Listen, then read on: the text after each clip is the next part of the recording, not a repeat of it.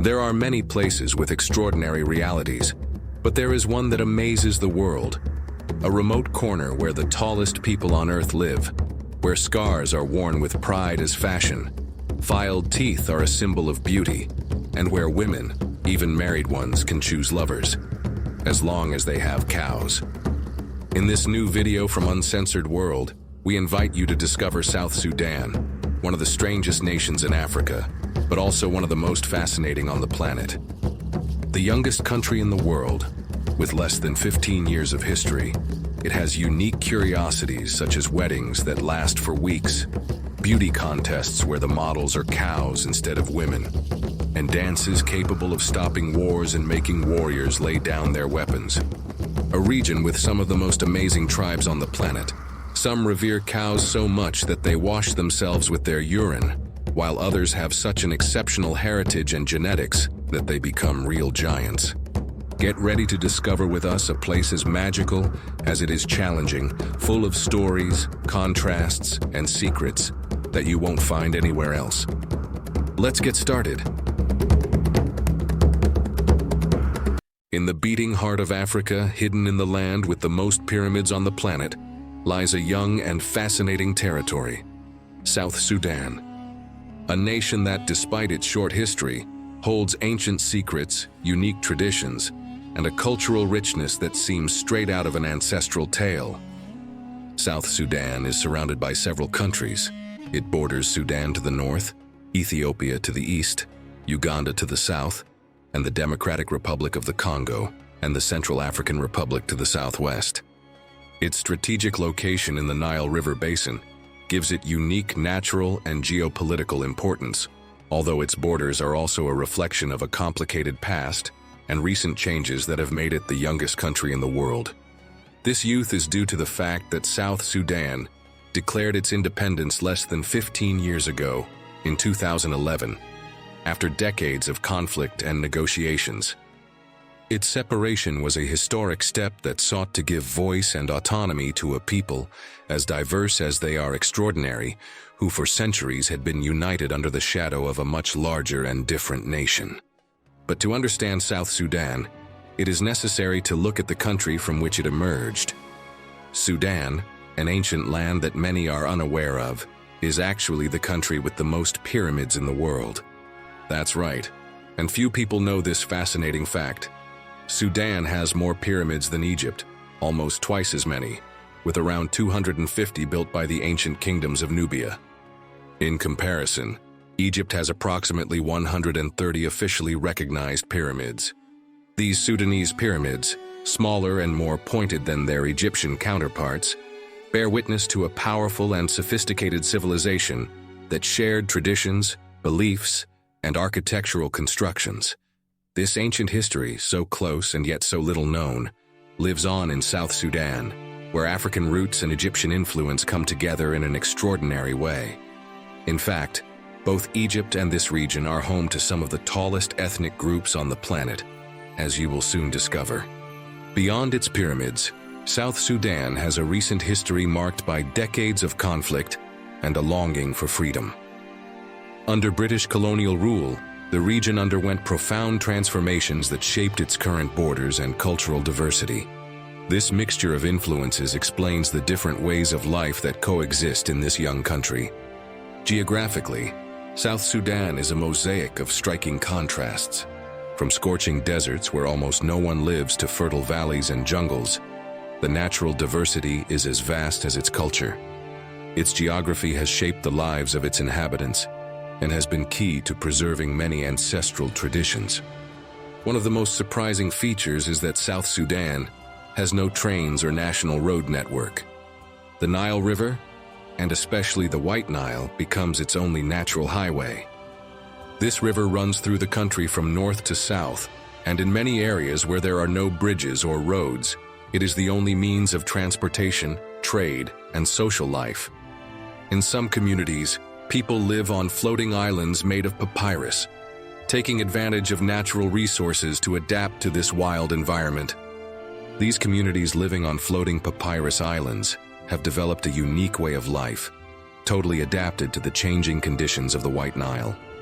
They build their homes and structures with dense layers of interwoven papyrus, which float and constantly regenerate, allowing them to move or rebuild their villages when the river changes course or rises during the rainy season. This ancestral way of life is not only a fascinating example of survival, but also reflects a deep respect and knowledge of the natural environment. Life on these floating islands creates a close-knit community where transportation is by handmade canoes, and fishing, aquaculture, and river trade are at the heart of their economy and culture. In addition to these unique realities, many rural areas still function without electricity today. Daily transportation is by foot or donkey, as time seems to have stood still in South Sudan, and life follows the rhythm of nature and the seasons. This combination of history, geography, and wild nature has made South Sudan one of the most tribally and ethnically diverse territories in the world. More than 60 different languages are spoken in these lands. Although English is the official language, moving from one village to another can mean speaking a completely different language. This cultural mix has often been a source of conflict between tribes, but thanks to an extraordinary tradition in this country, wars can be stopped by a dance. This is one of the rules in many regions of the country, an unwritten law that states that in times of tension, there is a ritual dance of reconciliation in which enemies lay down their weapons and stop fighting to dance together. This custom, more powerful and intelligent than many peace treaties, restores harmony and strengthens the bonds between these ancestral communities. In South Sudan, among the many tribes that exist, two stand out for their unique characteristics. The Mundari, a community that reveres cows to a degree unimaginable to many, even using their urine or blood for cleansing and beauty rituals. And the Dinka, known for being the tribe with the tallest people on the planet, with genetics that make them true, real giants. Let's get to know them in more detail. There is probably no tribe in the world that worships cows as much as the Mundari. This tribe, which lives in South Sudan, lives for and by their cows, which are much more than animals. They are their treasure, their pride, and their essence. Throughout their daily lives, the Mundari decorate their cows with paint and ornaments, comb them carefully, sing to them, and even sleep next to them to protect them from danger. One of the most surprising customs of the Mundari is their use of cow urine as a cosmetic for hygiene and beauty. It may surprise you, but for young Mundari women, washing their hair with fresh cow urine gives their hair a reddish tint that makes them feel more beautiful. Doing so not only makes them feel more beautiful, but also purer, a ritual they learn from an early age. In addition, cow blood is the most sacred food for the Mundari. This blood, mixed with fresh milk, is drunk as an energy-giving delicacy at ceremonies and special occasions. The most impressive thing is that, due to the exceptional affection they feel for their cows, the blood is extracted directly from them without harming them, using careful techniques that allow the animal to remain alive and healthy. This ritual reinforces the sacred bond between the Mundari and their animals. Later in this documentary, you will learn about one of the most extraordinary and crazy contests on the planet: cow beauty contests. But before we get to that, it is important to learn about another of their most famous tribes, probably one of the most extraordinary in the world, the Dinka, known for being the tribe with the tallest people on the planet. Among the Dinka, the average height of women exceeds 5 feet 11 inches, and that of men exceeds 5 feet 11 inches. This characteristic makes them statistically the tallest ethnic group in the world, with a slender and elegant silhouette that has inspired international photographers and artists. This reality has a lot to do with the fact that many Sudanese basketball players come from the Dinka tribe. Due to the presence of the Dinka, South Sudan is known for being home to what many call the villages of giants. Tourists and visitors who visit these villages are amazed by the imposing stature and physical strength of the inhabitants, who stand out not only for their height, but also for their agility and endurance, qualities that reflect centuries of adaptation and life in challenging environments. Some even point out that, despite their height, their bone structure and musculature give them surprising agility, adding another level of admiration to their imposing physical presence. Various genetic studies have been conducted to understand the reasons behind the Dinka's impressive stature. Scientists agree that this great height is not a coincidence, but the result of a combination of genetic factors inherited over millennia, along with environmental and dietary influences specific to the region. One interesting theory points to the historical and geographical connection that links the peoples living along the Nile River from South Sudan to Egypt. Over centuries, migrations and genetic mixing between these communities, including the ancient civilizations of the Nile Valley, would have allowed certain physical traits, such as tall stature, to be passed down through generations. In addition, the traditional diet rich in dairy products and beef, combined with an active lifestyle in a natural environment, has favored the development of tall, strong bodies. This ancestral connection between the peoples of the Nile provides a fascinating link between the modern giants of South Sudan and the ancient Egyptian civilizations, highlighting how DNA and the environment shaped these unique communities until they converged in the Dinka, considered the true giants of our planet.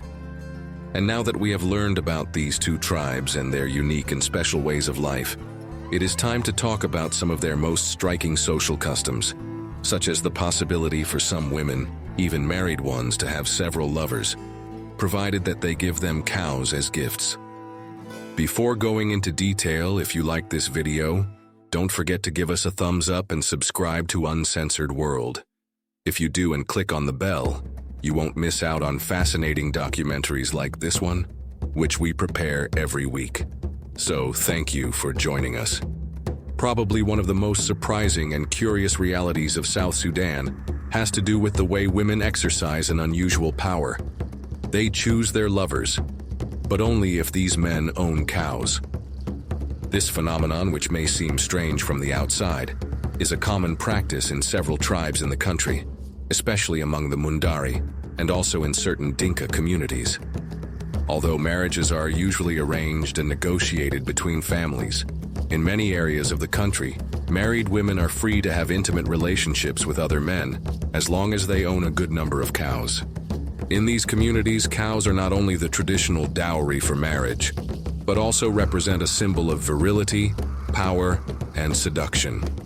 For this reason, cattle are the most valuable currency in these societies.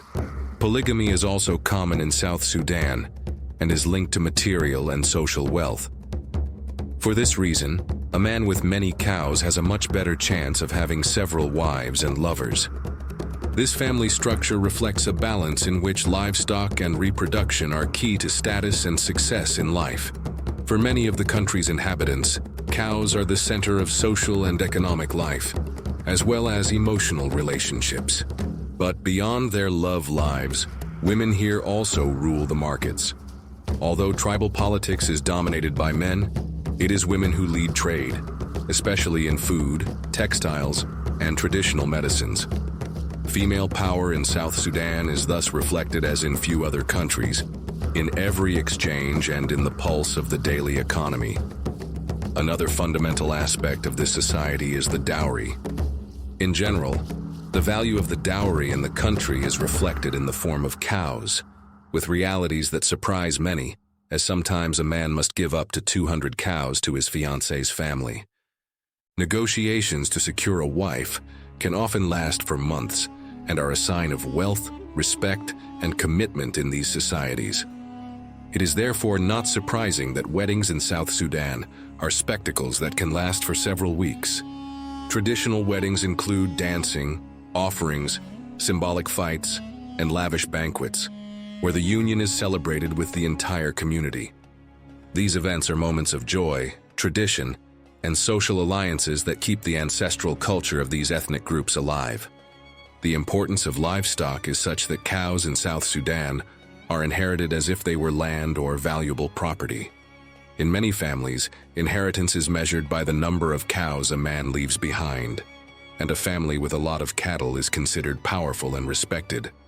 As you can see, South Sudan is a very special country, but you still have yet to discover its most extraordinary curiosities, such as why filing your teeth, making ritual scars, or shaving your head is synonymous with beauty in these tribes, and how the crazy cow beauty contests work. Before we go, we'd like to ask you, how many cows do you think you're worth? Would you be able to wash yourself with urine or drink cow's blood?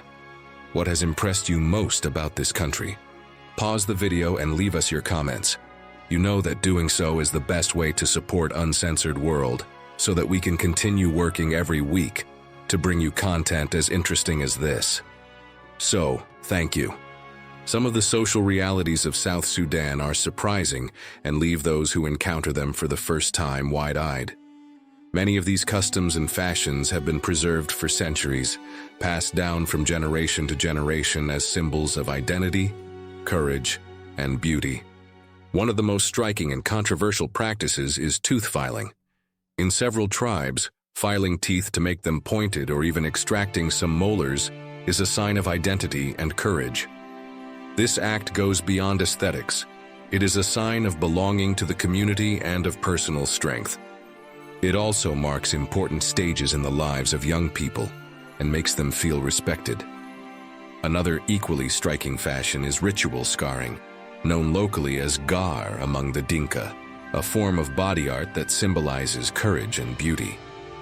These scars made on the face or torso are considered a form of body art with multiple meanings: aesthetic, social, and spiritual. For these people, scars are symbols of resistance, beauty, and connection to their ancestors, and their creation requires great patience and courage. This is probably similar to tattoos in many modern societies, although probably much more significant and painful. Many men also have the custom of leaving a crown of hair on the top of their heads, similar to the tonsure of medieval monks in Europe. This fashion is not only aesthetic, but also symbolizes for them the passage to maturity and a new stage in their lives as men.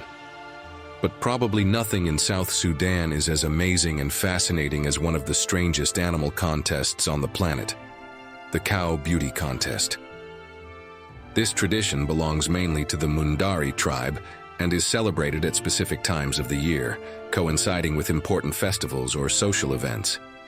In these contests, cows are considered so valuable that men adorn them with ash, flowers, paint, and other natural decorations, caring for them and keeping them in shape for weeks before the event.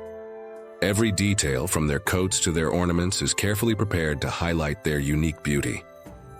On the day of the contest, these cows parade before the audience as if they were real models, walking gracefully and proudly. The cow that is deemed the most beautiful and best decorated is the winner. This title brings prestige to its owner and serves to reaffirm the deep connection these tribes have with their cattle, which are much more than just a source of sustenance for them. These contests are held in open spaces, often in villages near rivers or in areas where the Mundari tribes traditionally live. For visitors, it is a unique experience to attend and observe this extraordinary celebration full of color, music, dance, and respect for animals. If you've made it this far, you're probably interested in knowing how you can visit South Sudan.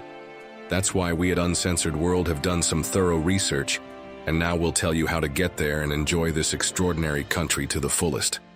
To begin with, getting to South Sudan from the US or Europe is not as easy as to more common tourist destinations, but it's not impossible either.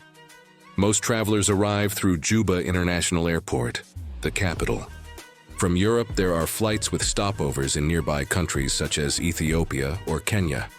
From America, the route usually includes several international flights and connections in African cities such as Nairobi or Addis Ababa. It is important to mention that to enter South Sudan, you must obtain a visa, which must be arranged before arrival at the relevant embassy or consulate. The process can be somewhat slow and requires specific documentation, but it is not overly complicated for well-prepared tourists. In terms of the cost of living, South Sudan is one of the cheapest countries in the world for travelers, although this is partly due to its economic conditions and lack of developed tourist infrastructure. For example, dinner for two at a mid-range restaurant can cost less than $10, while a mid-range hotel can offer comfortable rooms for around $20 to $30 a night. For those who want to learn more about traditional cultures, it is possible to organize tours to visit the Dinka and Mundari tribes. These excursions usually last several days and include local guides who facilitate direct contact with the communities. Prices vary, but a 3-day excursion can cost between $200 and $500 US, depending on the agency and the level of comfort of the tour. A key detail to understand about South Sudan is that the Nile River is the country's only natural highway. Many areas have no roads or bridges, so river transport is essential for getting around, trading, and communicating between villages and cities. Boat trips on the Nile can be a fascinating experience, and at the same time, the only way to reach certain parts of the country. In terms of safety, South Sudan is a complicated country.